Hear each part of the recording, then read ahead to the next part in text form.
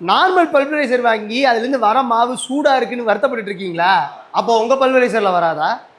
Single phase மோட்டரில் 10 inch sambar சைஸில் இந்த டெக்னாலஜி யாருக்கிட்டையுமே இல்லைங்க. நம்ம எம்டிஎம்மோட நைஸ் 10 பல்வரைசரில் தான் இருக்குது. நைஸ் 10 பல்வரைசரில் இன்வெஸ்ட் பண்ண காஸ்ட்டை குறுகிய காலத்தில் எடுத்துட முடியும்னு சொன்னால் நம்புவியா? இதெல்லாம் நம்புற மாதிரியா இருக்குது? இவன் கிடக்குறாங்க. இந்த வீடியோவை ஃபுல்லாக பாருங்கள், உங்களுக்கே இது உண்மையாக போய்க்கான்னு புரியும். இப்படி இருக்கிற தானியத்தை இப்படி அரைச்சிக்கலான்னு சொன்னா நம்புவீங்களா? வணக்கம் நண்பர்களே. எப்பவுமே சீசன் இருக்கக்கூடிய ஒரே பிஸ்னஸ் அது மாவு பிஸ்னஸ் தான்.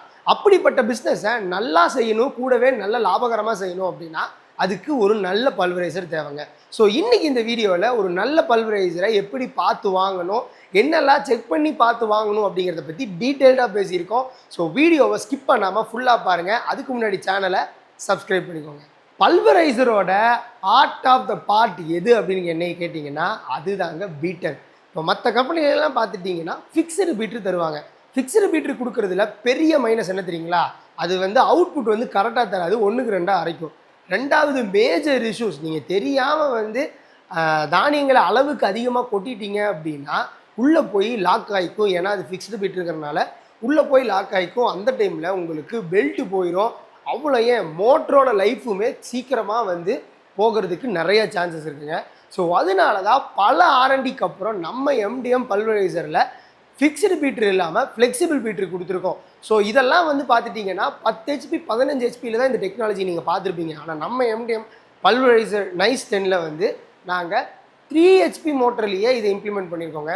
ஸோ இதனால உங்களுக்கு தானியங்களோட அவுட்புட் பார்த்துட்டிங்க அப்படின்னா மற்ற கம்பெனியில் காட்டிலும் 3லேருந்து 4 மடங்கு அதிகமான அவுட்புட் கிடைக்கும். அதாவது நைஸ் அதிகமான நைஸ் கிடைக்கும். அடுத்தது இது ஒரு ஃப்ளெக்சிபிள் பீட்டர் அப்படிங்கிறதுனால அப்படியே இந்த பீட்டர்ஸில் தானியங்கள் சிக்கினாலோ இல்லை டேமேஜ் ஆனாலோ நீங்கள் மொத்த செட்டையுமே மாற்றணுங்கிற அவசியம் கிடையாதுங்க. இது ஒரு ஃப்ளெக்சிபிள் பீட்டர் அப்படிங்கிறதுனால நீங்கள் தனித்தனி ஹேமரை மாற்றிக்க முடியும். அதுதான் நம்மளோட நைஸ் 10 பல்வரைசரோட ஸ்பெஷலே. அதுவும் பார்த்துட்டிங்கன்னா அதுவும் பெரிய காஸ்டெல்லாம் வராது, உங்களோட பட்ஜெட்டுக்குள்ளே தான் இருக்கும்.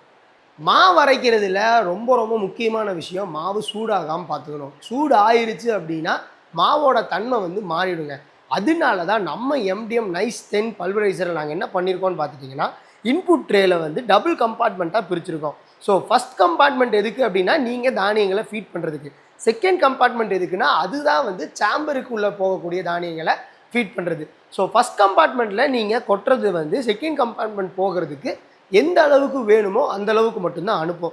ஸோ இதில் 2 ப்ளஸ் நடக்குங்க. ஃபஸ்ட்டு, சாம்பருக்கு அதிகமான லோடு போகாது. ஏன்னா நம்ம ஆல்ரெடி எந்த அளவுக்கு தேவையோ அந்த அளவுக்கு ஃபஸ்ட் கம்பார்ட்மெண்ட்லேயே நம்ம கண்ட்ரோல் பண்ணிட்டோம்.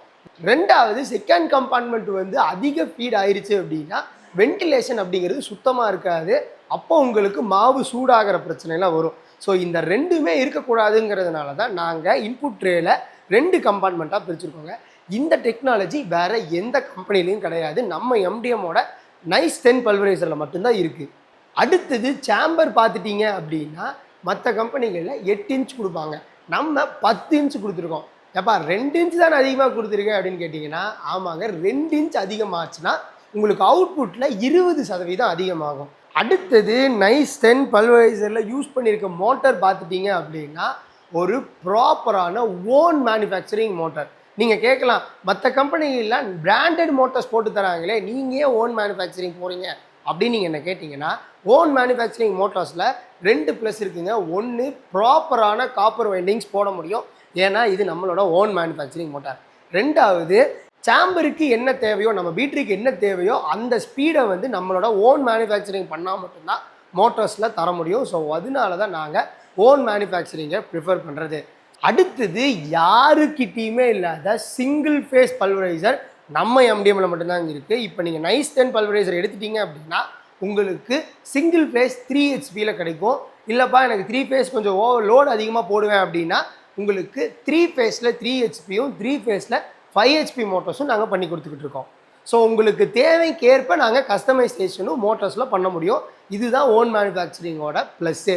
அடுத்தது, பெரிய ப்ளஸ்ஸே இந்த நைஸ் 10 பல்வரைசரோடது. இது ஸ்பெஷலாக எங்களுக்கே ரொம்ப பிடிக்கும். அதுதான் செல்ஃப் லூப்ரிகேஷன் பேரிங் யூஸ் பண்ணியிருக்கோங்க. ஸோ அதனால உங்களுக்கு 0 மெயின்டெனன்ஸில் இந்த மிஷினை நீங்கள் யூஸ் பண்ணிக்க முடியும். நீங்கள் இந்த மிஷினை வாங்கினதுலேருந்து ஜஸ்ட் நீங்கள் மாவு அரைச்சிக்கிட்டே இருக்கலாம்.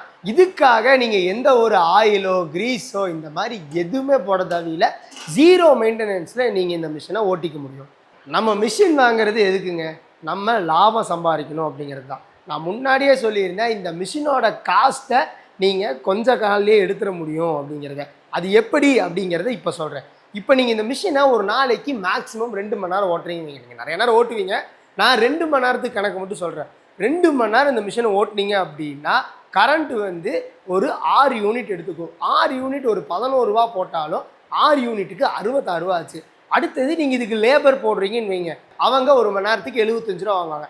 ஸோ 2 மணி நேரத்துக்கு 150 ரூபா ஆச்சு. 150 ப்ளஸ் ஒரு 66 கணக்கு போட்டு பார்த்தீங்கன்னா 216 ரூபா ஆச்சுங்க. இப்போ நீங்கள் 2 கிலோ அரைக்கிறீங்க அப்படின்னா ஒரு கிலோவுக்கு 20 ரூபா லாபம் வச்சு அரைப்பீங்க.